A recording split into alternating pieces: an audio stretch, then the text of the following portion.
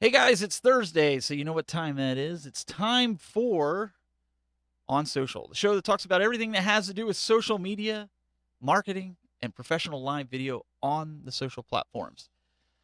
I am here and I am joined. My name is Steve, and I'm joined back from Chicago. We've got Marty McFadden from podjam.tv. Welcome back, sir. Hey, Steven, how are you? Great to be back. I am doing well, and I heard you had an interesting experience when you were out there in Chicago. Yes, we met my first I'm trying to get you know what? I'm going to forget his name. Darn it. I got Oh, to I get put him on the and I got spot here. I'm sorry. yeah, I got his oh, here it is. Wait. There we go. I got it. So, I was in Chicago doing a job and the AV person I was working with watches our show. Lucas Grace is his name. He's probably hopefully he's watching now. I'm mentioning his name. But Lucas met him, had a great talk. We were hanging out, talking AV and all that. So yeah, he was he saw the Wirecast gear I was setting up, and he recognized. I recognize that. I watch the show all the time with you and Steven and uh, Jeff. Oh my God, I'm losing it. Uh, It's been one of them but days. yeah, so that was the first time I met someone on one of these jobs that actually watches the show. So Lucas, if you're watching, great to thanks for watching. It was great to meet you, and we'll have to have him. Hopefully, we'll have to have him on the show because he was great. We're talking all kinds of AV stuff and everything, so it was great to meet him in Chicago. Awesome. Well, it's great to have you back. And we've also got Mr. Jeffrey Fitzgerald from jeffandhighdef.tv. Welcome back, sir. Hey, it's always good to be with the gang. I think it's a wonderful time to be looking at how to improve your home studio setup. I think it's a great conversation today. Yeah, and I mean, I'm looking here to see if LinkedIn is up. It doesn't appear that it is, even though Wirecast is telling me that it is. So maybe I'll have to go back Yeah, I and didn't see it. yeah, it's not going up, but I'll see what I can do with it and see what we can do for next week. But let's dive into this because I think there's a lot of people. Last week we talked about on location broadcasting. Now, one of the things that a lot of people are trying to do, to preface this for everybody, is everybody's building these home studios. Everybody wants to get, broadcasting, whether you're in a church, whether you're at a business, whether you're at school. Some of that can kind of fall into remote broadcasting, some of it can fall into on location. And so when I say remote broadcasting, you're starting to do what we do. We bring in guests from all over the world like we're doing now. Um, it gets challenging, and we've got a couple tips here, points, if you will, that Jeff, you're going to get us kicked off here. Well, first thing you got to think about if you're going to put a studio in your office, in your home, whatever that looks like, you need to know what your internet bandwidth is going to be like. You need to know a couple different things, not just how fast it is, but whether or not you're on a shared connection, whether or not it's the type of connection that more people in your neighborhood or even your family are hopping on at a certain time. If there are periods between the peak times of the day when you're noticing a substantial decrease, a lot of times the connections will still maintain, but they will throttle them down literally variably, minute to minute, second to second, and you will find these little skips and jumps, and all of a sudden it'll freeze for a second, and you'll keep moving. But by and large, though, Steve, I think pretty much everybody these days has got a fairly decent internet connection. But it's one of these things where it's really recommended that you go to um, sites like speedtest.net and you perform just basically a good overview. Take a look at what your usage is and what the up and down speeds are. I think what do we know here? Facebook is usually about 4 megs, and there's some overhead on that, so minimum of 10 megs up to make sure you've got a decent quality connection. And but a lot of people have significantly higher, so hopefully that's not a big deal. Yeah, I mean, bandwidth, Marty, we face it everywhere. I do it in here. I do a speed test, and like even in the notes here, Jeff, you talked about speed test. Why don't you dive in a little bit deeper with that about just because you have 20 megs down does not mean you have enough bandwidth to get you out to the internet and maybe kind of dig a little deeper into that. Yeah, I mean, if you think about internet like a highway, the download many times these days, they want to make the people who are paying happy. So they'll build a 4 or 5 lane highway to your house. You get these crazy high numbers on download. but it's the upload you've got to pay attention to. And that usually is a 1 lane road. And sometimes it's not even paved. It depends. You could have a situation where you've got a 25 meg download and maybe a 7 meg upload. And that's why it's really important to kind of dig into into the speed test and those kind of analytics to kind of know consistently where are you with those things. And then the other part of it is to really kind of know what you're trying to do, right? I mean, obviously we're broadcasting at a pretty decent clip here with the certain level of quality. If you're on a Wi-Fi network and you're really just going to start with mobile production and you're going to put your iPhone up, you want to make sure that you've got decent Wi-Fi in the area, that you're connected to a router that's not 15 years old, these kind of things. And so sometimes the use cases are a little bit different, but the big thing is to look at what does your connection look like, and every single time you have the opportunity to plug into Ethernet, that's the right answer. Absolutely. We always recommend that. Even everything I have here in the studio, all hardwired, even the laptops I use in front to show chat. It's a must. You got to do it. So bandwidth is key, folks. You that's where you should start before you even dive. If you're like Jeff, you mentioned about in my in most areas, bandwidth is pretty high. But honestly, out here where I'm at, dial up is still a thing, believe it or not. So those people, you're not going to be streaming live. So Marty. Can I add something to that? I'll add something to what Jeff was saying about the bandwidth, about testing, which was very good advice. But I would also add, especially if you're doing a live streaming show, maybe from a location you don't normally work from, try to test even the same time of day as your actual show on a different day to kind of mimic network conditions. Because many times, if you're like, I'll give an example, if you're home, like in a consumer environment, and you're just streaming Netflix, usually, maybe your particular area, your head end, is probably going to see a lot more shared bandwidth at night during prime time. And that's when your throughput goes down because everyone's sharing the same connection. And maybe during the day, it's a little lighter. So that might also be something at that particular location where network conditions can vary day to day or hour to hour. And if you can test at the same time, I think that would be very helpful. Um, the other thing is, testing. I want to certainly echo what Jeff was saying, that you can't test enough because networks, that's where a lot of it gets a little bit complicated as far as some of the throughputs and some of the choke points, especially when you're streaming. The other thing is not only just download, but make sure you're checking that upload bandwidth. That's really going to be your most important number, and frequently that's a lower number. Your download, a lot of these service providers will concentrate on giving you plenty of download bandwidth. That's what most people use. But us in the streaming business use upload, and frequently that's lower. Like for me, I'm getting close to 300 down, but I consistently get 10 to 12 up, which is for me up. That's plenty, but just be aware that's quite a difference, and they're going to put most of the bandwidth on down. So that's something you want to make sure you're checking the right upload bandwidth to make sure you have enough. For once, I can say I have more bandwidth than you. I get like 600 down by like 30, 35 up. Wow. No, But nothing I like that have here. to. I mean, I'm paying for it. Don't get me wrong. I'm paying for it. But Yeah. I need to make sure that with having guests, I can have 4 guests on plus stream out to multiple destinations. I mean, you got to take all that into consideration, right? So, Yeah, you've got a good point there, Steve, that if you are doing something where you're using products like neural net, or you've got multi-guest, every single guest adds another little bit of that chunk that you're going to have to account for. And so that 8 to 10 meg rule of thumb is really just a thin line baseline. And that's where, when you do that, you really kind of got to think a little bit more with strategy and complexity, so that you understand that you're not going to end up finding out that you do great with the first guest you've got for 3 months, and the first time you add a second or third guest, everything stops. absolutely right. Um, all right. So speaking of guests, let's get on to that point, Marty. Yes, and speaking of guests, I do want to recognize Lucas Grace, Media First Productions, watching us. He's the guy I met in Chicago. Great to have you with us, Lucas. Speaking of guests, that's our second point.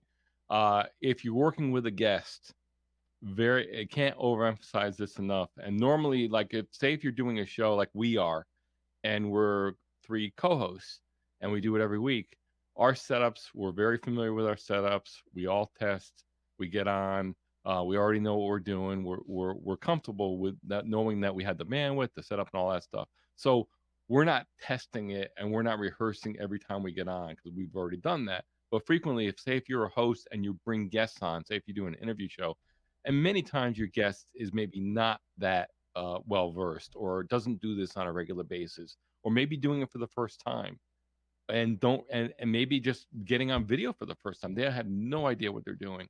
And this applies for whether you're doing just audio only or video or whatever.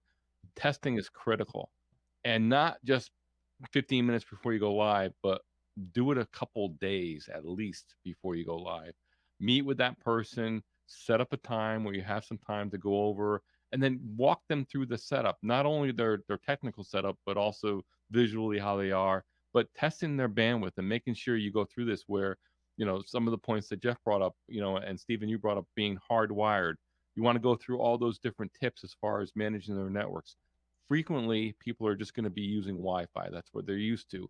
They don't know that Wi-Fi is great for casual web browsing, but when you're doing streaming video or streaming audio, it could be a problem because you're relying on radio signals and you can have interruptions. And I don't think a lot of people don't realize that. I work with clients, I do podcast production and we do recording over the internet, and I'm constantly going over this kind of stuff where people have no idea that they could have an interruption, that they really need pristine connection. And that's why all three of us use wired connections, but your guest may not. So test ahead of time. That way, and frequently there's a problem that you may come up with, at least that gives you enough time to diagnose the issue and work with your guest to get whatever issue that, and they will crop up, to be able to calmly address the problem, get it ready to go. That way, when you're ready, it's show day, and when you're ready to go, especially for live shows, you still want to connect early, but hopefully you've diagnosed any major issue ahead of time so that when you do connect on the day of the show, it's just a confirmation. Okay, we got connection, we're ready to go, and then we're standing by. So the last thing you want to do, and Stephen and Jeff, I know we've seen it with other people, they get on a minute before and then they have all kinds of issues and then the show doesn't go on. And a lot of these issues can be prevented if they just did a little planning ahead of time. Well, and Jeff, you remember back when we had Lee Kelso on. I mean, he wasn't familiar with the connection that we had, and this isn't to call him out or make him look bad or anything like that, but he was not familiar with the setup, and we just kind of took the presumption that he would know how to do it. We got him on, he just couldn't get it working. That's prime case as to why we should have met with him a little bit ahead of time. But I That's also think exactly right. Yeah, that was on us because we have a system that's different than other systems. And even though the methodologies are simple, pick your camera, pick your speaker and your microphone. The reality is browsers affect that. I've had a Yep. tremendous amount of trouble when different browsers get released with how it interacts and what whether or not you're using Opera or Chrome or Firefox. And so those things do happen. And it's not an ignorance thing or anything like that. It's really just you've got to go through that muscle memory and do that planning ahead of time to really find out. Because even something as simple as having somebody wear an earpiece, wear an earbud or two earbuds Mhm. to eliminate the reverb and the feedback that you're going to hear when someone has the speakers up really loud trying to speak into a microphone. Those are the kind of things that for you, if you know about it, you're like, oh, okay, I just got to turn that down. You need to get some headphones. But for the person that's new, that's the kind of thing that can really freak them out if it's within the interview or before the interview, things like that, because they don't know what's going on. They don't understand how that works, where the sound that's coming out of the speakers is actually going back into the microphone and it's creating a nice nasty loop that sounds horrible. So there are a lot of little things like that. And every time that you do a pre-check, I like to do mine 2 days ahead of time, and I don't go over the interview questions specifically because I don't want to lose the flavor of that moment of asking some great questions. But I have other questions that are kind of similar, and so while I'm doing the tech checks and everything, I'm actually looking for background information. If I'm going to talk to someone, one of my new clients is it's an organization that places service dogs trained for PTSD veterans. Great calls and great organization. I would not ask him the same questions on Thursday that I'm going to ask in the pre-setup on Tuesday, because what I'm really looking for is to find other parts that I can speak to. Tell me about your own personal experience in the military. Were there any meaningful moments there? What was the moment that transformed you into thinking from being a service member into wanting to give back to your community? So there's a lot of places there where you can use that opportunity to really make your interview even a lot better from a content perspective, not just a tech perspective. Absolutely. And I know going forward here, Marty, George has a great comment in here about I that saw that. exact thing. If you want to take over that. Yeah, absolutely. George Kennedy on Facebook had a great comment about this very issue. Uh, he goes, "I almost didn't want to take a gig where the remote guest was on Wi-Fi, and when you do get them to switch to hardwired show day, they revert back without you knowing." And that's, yeah, if you're doing this as a profession, that's something you always want to watch out for. I can feel what Joe is saying. When I work with clients on remote, I drill it into their heads the importance of bandwidth. And again, people, because Wi-Fi is so easily available now, and you just kind of like it's there at all times, people don't realize that it's the quality of the signal and the throughput, and that especially with any kind of streaming, the packets have to arrive in order. Any interruption you're going to have, that's when you have the glitches. I think people equate it to just web surfing. And if you're doing email, it doesn't matter what order the packets arrive. It gets assembled and you read your email. You don't see the interruption. But, with Wi-Fi, and again, even if you're in the same room, it may work 80% of the time, but it's that one glitch, and then it can really affect your production, or it could go down entirely, and you can have some interference that is interfering with the radio signal. Remember, Wi-Fi is a radio signal, so it's prone to interference, and a lot of little things so when you have the wired, you're going to eliminate that, and that's why that's so important. It's funny, I work with clients, and it's like trying to get them to go wired. I know it's a pain, and it's like, you'll thank me later if you Yep. just go, especially if you do a regular show. Yep. Those are the ones I try to get them to say, when you have time to get that Ethernet, and you'll thank me later. The occasional guest, that's a different story. You can really not going to move them, but it's so important, See, I and have I can definitely feel what George is saying. the problems with, veteran broadcasters that forget to turn off their VPN and they get on and they have like crazy video the whole time and they can't figure it out until they get off the show and they go, "Oh, I was on a Wonder who VPN." that is. I don't know who It was I don't know encrypted who for a that is. special audience is what it was. Yeah, that is a great point. And I'm Marty, just teasing. you guys are making a great point. I know that, but here's the cool thing about what you're talking about is we forget how crazy, cool and innovative and complex the world of the internet really is. Packets, like you said, it's not like the signal goes in a linear motion between Louisville to Oakland, California. Those packets are going all over the country, and a lot of times they're going out of the country. They're bouncing off of servers in different places. And so there's already a lot going on there. And so then you added the complexity of somebody like me who forgets to turn off their VPN every now and then. Now you're going through a whole other realm. It could be another continent, it could be anywhere, right? So every one of those things will play into that. And I totally identify with what George is saying, because people will either consciously or unconsciously go back to Wi-Fi, because a lot of times, like especially with Apple, their stuff is designed to look for anything and grab onto it. It's like a tick sometimes. Yep. And so a lot of times you don't even know it's happened. And so you've got to be really aware and conscious and intentional about that. No, and like he's absolutely right. I mean, we were talking before the show and I completely lost my train of thought. Completely forgot what I was even talking about as to why one of the things with LinkedIn wasn't working. I just drew a blank. And I asked the guy, it must be one of those days, man. You just can't remember what you were just talking about 2 minutes ago. But one of the things that we do, I also stress to everybody, and this is something that I started doing, especially in my neck of the woods, we do get severe weather. We get it from time to time. And backup power. Now, I'm not telling you to go out and go get a whole house generator. If you can afford it, great. I mean, or go get a generator or something. But at the very least, protect your investment. You have, whether you have like a Wirecast gear that's almost $10,000, or you have a computer or Mac Pro, whatever you have, protect that investment. Every computer and workstation system setup that I have here is on a battery backup of almost an hour. I can get. I have about 5 of them here in the studio. And yeah, that might sound overkill, but I might only have 3 or 4 computers on each of them with their monitors, so I can get the maximum out of that, 2 to 3 hour battery backup. And the reason for that is not so that I can keep doing the show, for hours and hours and hours afterwards, when the power goes out.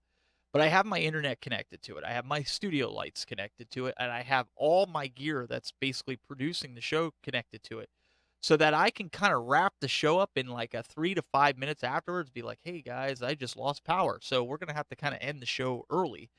All that hard work, guys, it might have been what, 2 to 3 minutes left in the show. And now you lost the whole thing because everything just powered down. Plus, who knows what kind of damage could have been done? It could have been just a brownout. So having like a backup power system that has electricity regulators in it to keep you getting steady energy to your devices helps prolong the life of those devices as well. Um, a lot of people they do this for a living. George Kennedy's one. He's in the chat room here.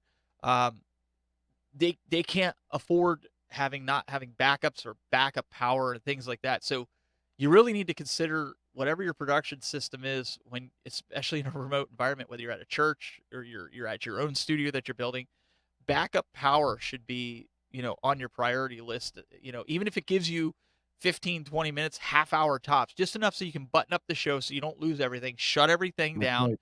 protect your investment. So I think Yeah, that's and on my one list. point. Yeah, no, and I think it should be on your list, Steve. One thing we got to keep in mind too with whole house generators, many of them don't turn on until after the power has gone off, and then there's a 15-second cycle to kick in.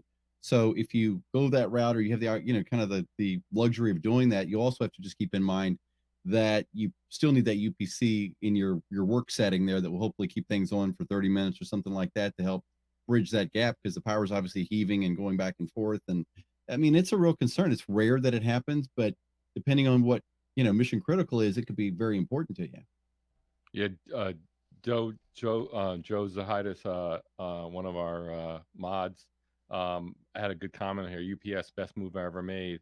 All power lines are above ground in my world. Mm. Line spikes are a regular thing. Have saved more times than I can count, which is very true. And you guys raised a good point. George Kennedy posts, $99 cyber power at Costco. Nice entry to keep things going. Good points on both of those. And like you said, Stephen, a lot of having that bridge where if you lose power, if you're in a critical situation, especially if you're doing a recording Hmm. and you want to avoid corrupting that recording, if you're taking video, at least it gives you time to kind of, we lost power, button it up, and then safely power everything down. Gives you those critical few minutes, which is key in it, and that way you save your work. But a very good investment. Think of it as an insurance policy. And again, if you're a professional, it's probably mandatory, really, when you think about it. Absolutely. And before we get into the last point, one of the things we do want to bring up, because it goes hand in hand, is the folks over at Telstream. And right now, if you head over to telstream.net and you click on the Wirecast, you can download a trial. You want to make creative and real high end video and be able to do it in a remote location in your studio, head on over to telstream.net. These guys have been awesome. They've been allowing us to do the show, and you can go to telstream.net/on social, click on Wirecast Studio or Pro. Mac or PC gives you a lot of different capabilities. If you want to go with the hardware, you can get Wirecast gear. But something we often overlook too is another product that I like to use in conjunction with Wirecast. That is ScreenFlow. And ScreenFlow, I've found, guys, is a great editing tool besides the screen capturing tool that it's intended to do for Mac only. This tool allows you to do a lot of editing and things, that are, I hate to say it like this because the pros are going to shoot me, but things that are really difficult to do in Final Cut, you can do very simply in ScreenFlow. So if you want to have a lot of editing features, both of these products should be on your to buy list. But if you want to have like the high end production like we have here, you definitely want to check out Wirecast. And there's a free trial, free 30 days. You can check it out. And we are testimonials. We use the product. I got the gearbox. We all got gearboxes in the house. We use it for our own productions, and that leads us into Yeah. our final um, point, Jeff. That goes with the equipment, right? Well, I think there's a number of things we can talk about. I mean, I think, last week we talked about, the space that you're in, understanding what, the room looks like. I mean, the fundamentals have got to be in place with, visual clarity, good audio, and good lighting. And and I think that when you look at holistically what you're trying to do, you got to start. For me, I say it all the time. You got to start with the why. I'm a big fan of Simon Sinek, who has a whole, methodology off of that. And so when you're looking at the environment that you're trying to create, the end product you're trying to create, I think you almost have to start with that in mind, with what that end product looks like, and then what you want to do, you back up from there. It's great to have the Starship Enterprise. I think all of us have got kind of a pseudo version of that. But I've got a little saying with that with great quantity of buttons comes great complexity. And I think that you have to start with what you can do most of the time by yourself. We don't have other people helping and pushing buttons and things. You have to have the ability to control the environment that you're in before you try to expand it. And so I think as you go forward in the kind of we call it the journey. It seems like the buzzword these days, everything's a journey. Um, you really got to kind of figure out where you want to start and where you want to end. And then from there, you can build out and then understand these other fundamentals have to be in place for production, for content, for creativity, and certainly things like the bandwidth and, just having the right structure in place to be able to support it with power, UPS and that kind of stuff. No, absolutely. I mean, one of the things Marty always laughs because I have a regiment that I do in the studio before every show. If you took my studio and you turned it sideways to where you're looking and you're seeing the cameras, or you see the monitors, then you see the cameras, and you see more monitors, then you see the computers, then you see my rack and the TV behind me. I go through and I start at the front, just like you would start at the front, work your way back, right? I go through, turn everything on. And I do that. I go the same. My wife, it drives her nuts because I walk the same path every time. And the reason is building up that muscle memory, right? You flip every light switch on for your studio lights. You flip every monitor on out there. You flip every camera on.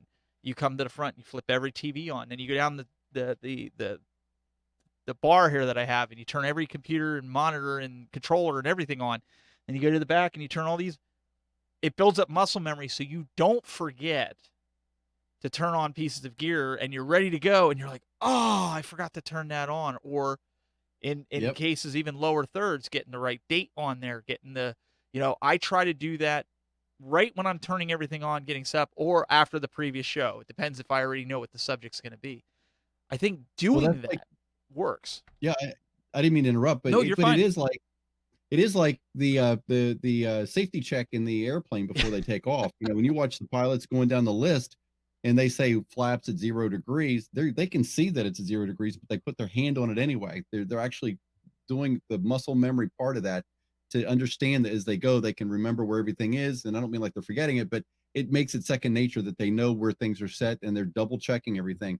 And that does help, because the thing is, the last minute, 2 minutes before the show, we've had this happen at times. Something goes wrong, you can at least say, okay, I know these things are not the problem. And by doing all of that, you're actually making it a lot faster for recovery, and hopefully one that won't affect the production. Yeah, in the chat here, Joe Zahidis and David Brewer both concur. Do it the same way every time, like you're saying, Stephen. Following that checklist, do it every time. Make sure you go through it. It may sound silly to some people, that why do I have to be so regimented? But if you forget one little thing, it could crash your production. And there's a reason, kind of being, really stick to the script there. It saves you a lot of hassle later on. You just make sure everything's, and especially in your case, Stephen, the more complex studios and more equipment that you add, the more important that workflow, that rehearsed workflow is. Well, I And had to so just do it do it the same just way every time, you're good. just after moving, right? I'm in a whole new house, Yeah. new studio, new setup, so I had to relearn all that. But I also think doing this goes back to one of your points, Marty, about your guests. Don't wait till it's time to get your guests on to turn everything on, because then you're Yeah. troubleshooting everything at once. Know that Yep. your stuff works. I think I even have in my notes here 1 to 2 hours before is what I like to do, because you never know. Windows is got a mind of its own sometimes, and it always wants to do an update when you don't want it to do it. So I like to turn it on. I'm down here doing my work. I'll look at my clock. It's like, oh, almost 11 o'clock on a show day. I like to flip everything on. After it's been sitting for like 5 or 10 minutes, I'll come over and look at it. Oh, there's an update for this. And if it's a Windows update, I do the update. If it's an update that I really shouldn't be doing before a show, then I don't do it. I just hit cancel. But what it does is allows you to make sure everything is working properly. All the computers are booted up, because you may be like me and you're I'm using the Wirecast gear to make my background. Well, if all of a sudden there's an update to Windows that I got to do, and I decide to do it 5 minutes before the show, and it's one of those massive updates, I may not have a background, or I have to Well, you have delay a the show. background. It'll just say 18 minutes remaining. Yeah, well, exactly. It could be one of them. So if you start it up, it sounds really ridiculous 1 to 2 hours before. Doesn't mean you have to sit here and do absolutely nothing. Set it up in the background, turn it on, walk back, go back to doing your work, and get it running, because it's just like a car. You let a car warm up, it performs really nice. It's nice and warm when you get in there. Kind of the same thing here. Like, I like to get it up, get it running, make sure there's no surprises. I guess that's the ultimate lesson, if I could give one with doing, I guess, my walkthrough, is I don't want I mean, surprises. in prepping for this show, I have a 2-hour timer that goes off at, so this show goes on at 2 at noon. And the green screen I'm using, I don't normally keep that set up. It's a portable green screen. So there's a whole procedure. I make sure I set up my green screen, turn on the Wirecast gear, turn on my PTZ camera, test everything, make sure everything's working. There's no updates. And then, okay, good. And sometimes I'll do it so far in advance where I'll shut everything down again. I know, okay, everything works. I leave everything set up and then set it up again, leave it running a half hour before. I usually have everything running at least by 1 o'clock. And then I'm doing it, like you said, Stephen, I'm doing other work. And then when you send me, and then normally we're connecting about 30 Oh, minutes before, 20, 30 minutes before we connect. We have a little chat. But you have every step of the way, there's part of the countdown. And you do. It doesn't mean, like you said, that you have to sit here and do nothing. No, but at least you know that Yeah. it's working. Believe me, it is worth it every single time, because I mean, you've run into this, Stephen, where you've gone through your checklist and there might be a problem yeah, and it comes up, but at least you buy yourself some time, and it's usually something small, but you buy yourself some time. You're not rushing at the last minute, and which is very, Yeah. very important. you could use that Yeah. I half mean, and hour. for me, yeah, for me, I don't turn my gear off. I mean, it literally stays on all the time because I'm always working. I work nights a lot of times along with, the day and stuff. So, for me, unless I have to reboot, that's usually maybe the only thing that happens there. But I like what Dave Brewer and Michael Quist are saying too, because I do this a lot too. Create yourself your own private Facebook page or group, Mm, and you can broadcast into that, test your streams, see what it looks like, see what it sounds like. Because remember, whether it's Wirecast or anything else, the difference with digital technology going outbound is we used to have in the broadcast world, you could, get one last look at everything before it goes out. And you can do that to some degree, but we don't have the confidence monitors the way we did then, because things have to stream first. 20 seconds later, you get it back and you kind of see what it looks like. That private group makes it really, really interesting and really um, well-rounded for your production, because you can now hear and see what things look like, make some adjustments, and you can invite the people that you want in there. If it's just other friends or guests, that may be on the future, and you want to do a test stream, it's a great idea. yeah, absolutely. And I think too, one final thought is, with when you got show notes. We have show notes here that we put together, whether it's myself, Marty, or Jeff. I have 4 points on this.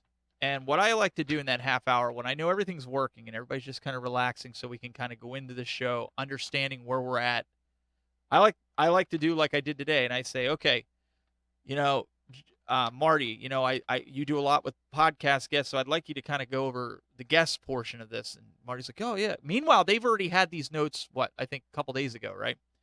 And then I say to Jeff, what do you want to do out of the other 3 ones? And Jeff goes, well, I could hit bandwidth, or I can hit, whatever. What that does is it gives you an idea of how the flow of the show can go, and you're not sitting there just kind of going, well, who's going to talk about that next? Or you run over everybody. Like, Jeff knows he's going to do the first and the last point. Marty knows he's on the second point, or whatever, however it works out on your paper, and I'm on the third point. We know, because we've already outlined it like that. So we know that, okay, Marty's going to cover the main point of this. We're just going to kind of add commentary, or Jeff's going to cover the main commentary on this. We're just going to add, our inputs or whatever. That's part of that pre-show prep, that pre-prep of everything. Get your guests comfortable, because if they're frazzled and they don't know, or your co-host, and they think you're going in blind, now you're not everybody's going to have Jeff, where Jeff could probably carry it even if he was going in blind, because he's a trained broadcaster. You'd be surprised. Well, You know, trouble happens at every step of the way. That is the difference with live streaming versus a lot of traditional media production, in studios and things. I mean, people know not to mess with stuff, but you've got a lot of variables that come into play because we use our computers for things other than just this one thing. And so, patches happen, updates happen. I updated to Catalina 3.5 weeks ago, thinking I would take the leap at this moment. I had some software I wanted to use with it, Cinema 4D and things. And I've realized I probably shouldn't have done that. My audio device that I paid $500 for 3 years ago now doesn't work. So I had to get a Scarlett and things. So there's a lot of things that can change in a moment that you don't really think about. And then come the time you want to do your show, all of a sudden you are frazzled. And what does that do? Even if you recover, your interview is going to suffer because of that, because now you've got one eye thinking about some version release and the other eye you're thinking about, so tell me what it was like to be in Peru. And it doesn't work real well. Real quick, I know George had a quick question that we can answer, and then we're going to wrap up. How far are you away from your green screens? We'll start with Jeff. Me, I can put my arm out. I'm 6'3", 6'8" with the hair, and I can touch it right here. So it's about 3.5 foot away. I'm at a desk. I call this my live desk. I've got another one that's a little bit bigger, but yeah, it's not that far away. Marty? I'm touching mine right now. So about arm's length. Away. Yeah, about a yard away. And I cheat. I don't have a green screen behind me. I actually have a TV. So here's another view that you guys can see that it's actually a TV that's behind me. So just looks really good, doesn't it? It's a good cheat. But so I can put whatever I want back there, and I don't have to worry about not having the light because of the way my studio is. I got a lot of light, but it's just I don't use green screens a lot. So, but appreciate it. Yeah, I was just going to say real quick, about green screens. Traditionally you were taught 10 foot off of a green screen so that you could light your talent. Then you could have a nice even look on the green without the green like washing back on top of you, that kind of thing. These days, it's a little bit easier to do that. In my particular room in here, I've got 6 lights, and they're LED, so they're more soft and things. And it's just a nice even feel. I like the TV look, which has got that more Today Show kind of a shine to it. But the thing is, what you really want to do is make sure at a minimum that the green is as evenly lit as it can be, and that there are there's no wrinkles in the fabric and things like that. I'm actually using chroma key paint, which is a thing. Green paint won't work nearly as well as this, believe it or not, because I started with green paint. It didn't work the right way. So, but this is the kind of thing that, removes one part of that equation. You just want to make sure you've got it lit really nicely, and it'll work great. Ladies and gentlemen, Mr. Jeffrey Fitzgerald from jeffinhighdef.tv. You guys can look him up if you got other questions. I know he's more than willing to help you. He's always in the different forums. Or maybe you have a project that you'd like to consult with him on. Hit him up. Also, I want to thank Mr. Marty McPadden from podjam.tv. Thank you, sir. Thank you, sir. And guys, we really appreciate everybody coming on here. Any of us, you can look us up on the internet. Find us everywhere. We're pretty much everywhere in the broadcast forums and whatnot. Look me up with the Tech Buzz. Guys, we will see you next week for more On Social. Really appreciate you guys coming out. Send in those emails. We want to know what you guys want us to talk about. We've got some ideas coming up for the next couple weeks. We've got some ideas. So it's got some good content coming. So let us know in the comments. If you like the content today, really appreciate it. It helps us gauge what we should do next. So leave your comments in the content field down below. All right, guys. We'll see you next week. Have a great weekend.